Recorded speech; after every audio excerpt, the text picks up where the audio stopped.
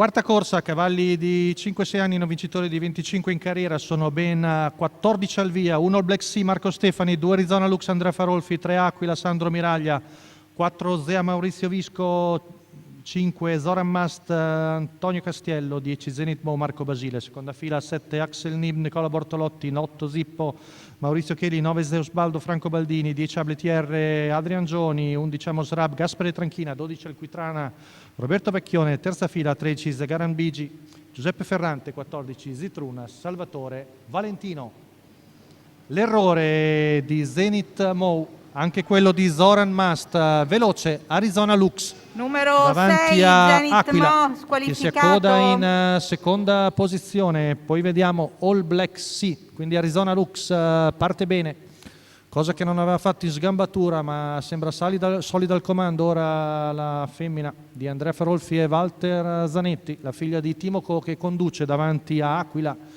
Poi All Black Sea, all'esterno è rimasta Zea, poi vediamo ancora lungo la corda Axel Nib, poi Zippo, intanto 400 che van via in 32 con la favorita al comando, sempre davanti a Aquila, seconda alla corda. Siamo verso il finire della seconda piegata, accenna la terza ruota Aquiltrana che è in terza pariglia esterna, 600 in 46, ancora 15,8 la curva, Arizona Lux, Aquila, All Black Sea, l'errore di Alquitrana che stava cercando di avanzare all'esterno, quindi rimane in seconda pariglia Zippo che sposta in terza ruota in anticipo su Zitrunas, 1-1 il primo giro da parte della battistrada Arizona Lux, l'errore di Zippo.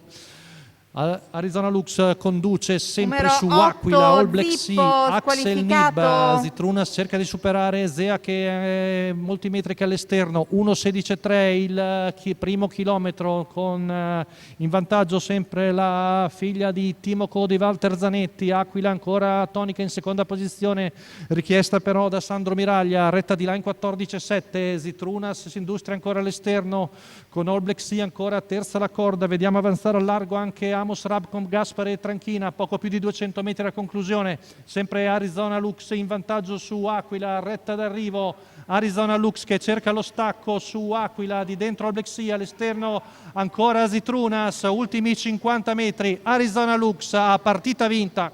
e regala il doppio a Andrea Farolfi e Walter Zanetti, lotta per il terzo tra Amos Rab all'esterno e Aquila all'interno.